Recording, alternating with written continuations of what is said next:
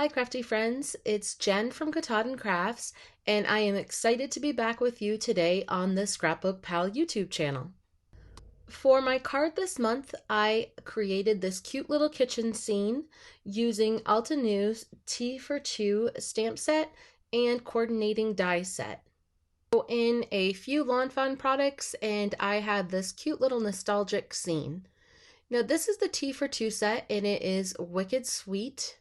I love the ornate teapot, especially, and then the other cute little teapot, the little cup in the saucer, and you can put the handle in each direction or either direction, and then they have really cute sentiments. That one right there saying sending you positivity, time to party, and you're my bestie. They're super sweet. And then they also have mom, friend, and sister. And then these are the coordinating dies that go with all the little pieces. And then this is Lawn Fawn's mini picture frame. And before I started recording, I cut several different frames out with different types of wood backgrounds and a white background. And then I'm using Lawn Fawn Spring Fling paper pad. As you can see, I have used the heck out of this. It's falling apart because I've used it so often. But this reminds me of a wallpaper. So when I go to do any sort of room building scene, I tend to go to this paper pack. My card panel is 5 inches by 3 3/4 inch, and what I did with my pattern papers is I cut the bottom green one by 5 and 1 3/4, and then my top piece I did 5 by 2 1/2, and then there's a little bit of overlap under there.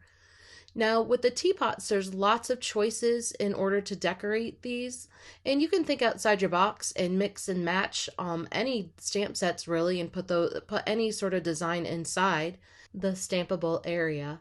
Now I'm just choosing some of the more simplistic ones that are in this set, but there are so many that are beautiful and intricate, so you have a lot of choices right in this set. So I'm lining that up using my Misti, and I'm going to press it down a couple times using my Lawn Fawn jet black ink. And this is the feature that I love about the Misti, is I always stress about stamping, but that makes it super easy, and you can go over it several times if you need to.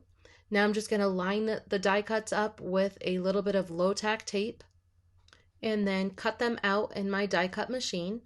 Now for the second cup, I reversed the handle, and as you can see, I have yet to stamp the handle because I wasn't sure how I needed to line those up. So I just did a little bit of finagling, and I had practiced one where I just directly stamped onto the handle with my stamp block, and I'm going to show you that right here, but I wasn't quite on the edge. It wasn't bad, and I could have definitely used it, but I thought that I would try the Misti and see if I could line up both of those handles. So I put my magnet in between, and I'm just using my eye.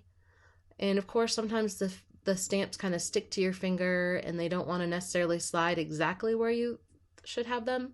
So one of the handles came out way better than the other. But you know, it's hit or miss, and I don't end up using that other one anyway, so it all works out. But I could have easily just stamped up another mug if I needed to. So now I have all of my pieces die cut. I am just figuring out how I think I'm going to place them. Sometimes this starts in one direction and it leads itself to another. I'm playing with those different frames that I had previously die cut out to see what color would really pop.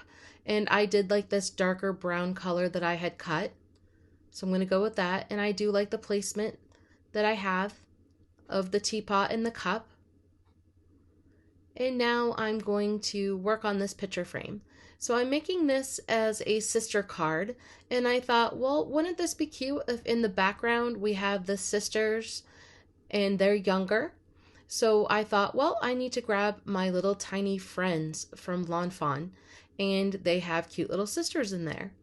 So I am going to stamp that on the inner square that goes into that frame, and I'm going to create a photograph. So now I'm just trying to figure out how I'm going to place these on so that their hands match up, or at least are close, and that they look like they're close to the same size maybe. So I thought that trying that on the block would work out well.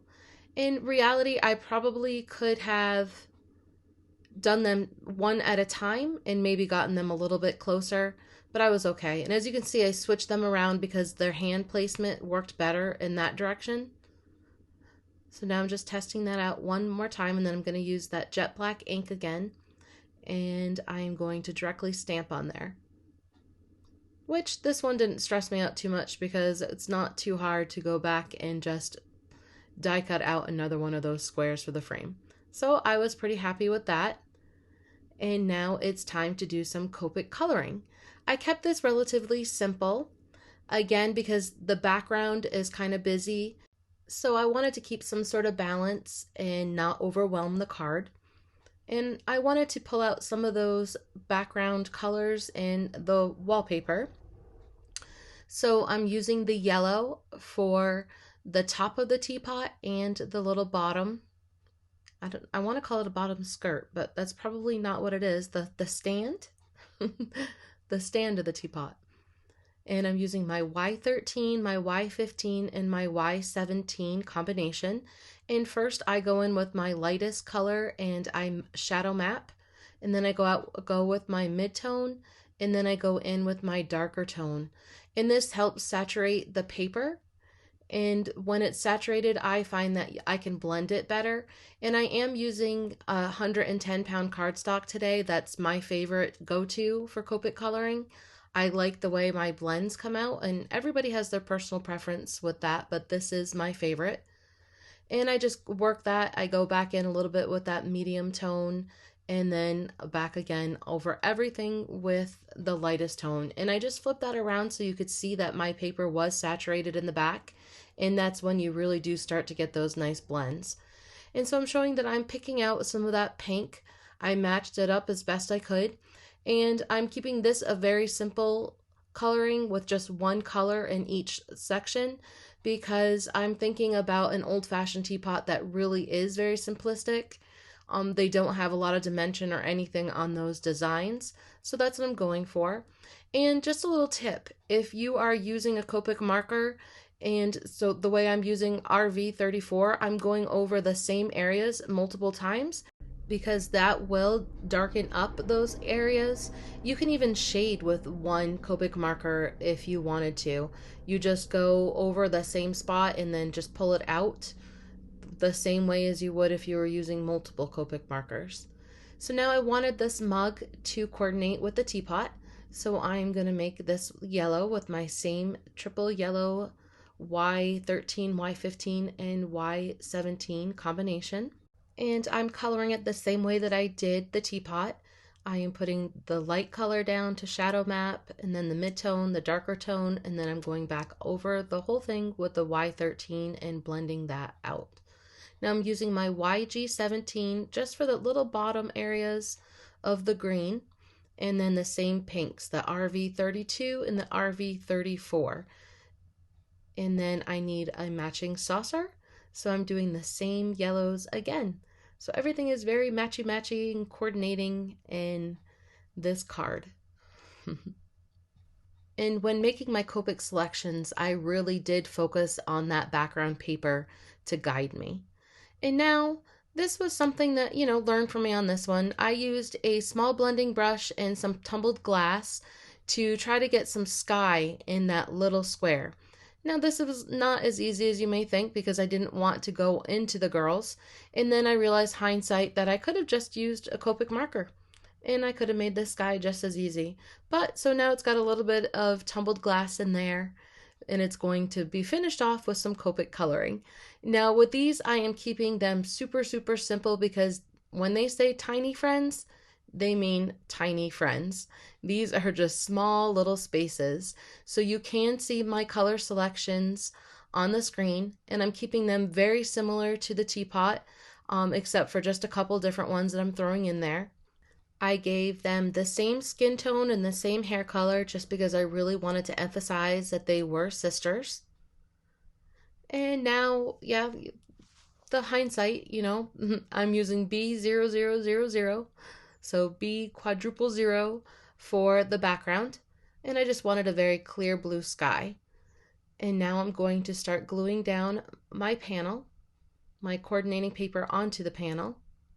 And I'm just using liquid glue, and that gives me a little wiggle room. And the same for the bottom, and that has a little bit of overlap, as you can see. Now, I played with some lacy looking paper for a while, but I just couldn't make it work the way I wanted to have it work. As you can see right here, I played with that. That's a Lawn Fawn lacy border, but every time I would put it down, I would just end up covering it with the teapot or the cup, and I just didn't really see the point.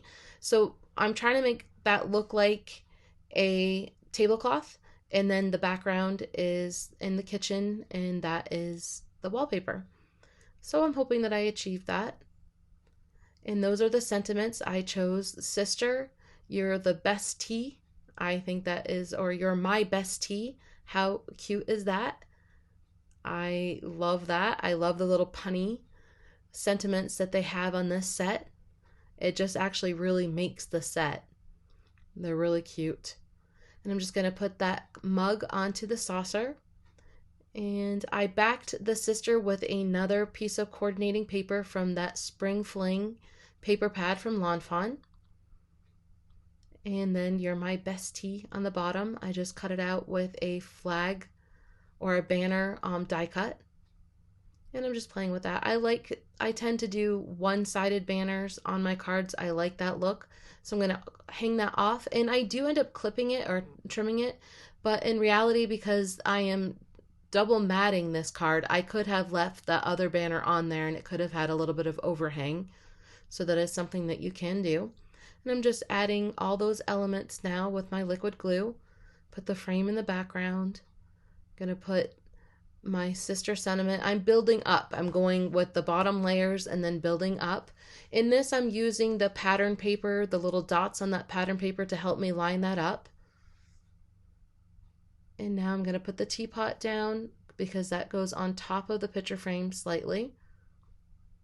And then I decided that I wanted to give a little bit of dimension to the card, so I'm going to pop up that teacup. So I pop that up, and then I'm not really sure what this is, but I'm going to say that it's like one of those little things that you put tea in and then you steep it. So it's cute, and I thought that that would add to that little cup and be a heart that you can give to your sister too. So there I am trimming off that other end of the banner, and I'm finding a piece of coordinating cardstock in that paper pack yet again that I'm going to use for my frame, and I'm going to cut that to 4 and 5 2/4. 2/4? No, that's not what I did. That is 5 1/4. And that makes a perfect frame for an A2 card, which is 5 1/2 by 4 1/4. So I'm going to layer this all on. And then I'm going to use my block to help me keep that down, and then put that onto that card frame. And like I said earlier, I'm going to pop up that cup, and I waited till last to do that, just using a little bit of foam tape or foam squares, and then popping that up for a little bit of dimension and some interest to that card, some more interest. This card has got a lot of interest going on, doesn't it? Well, thank you so much for crafting with me again today. I really appreciate you stopping in. Make sure you go to ScrapbookPal's YouTube channel and check out the rest of the videos that are on there. There is a lot of inspiration from the super talented team that they have put together. Plus, everything that I'm using in this video today is available at the ScrapbookPal online store. So make sure that you check that out, scrapbookpal.com. Thanks again, everybody. Happy crafting!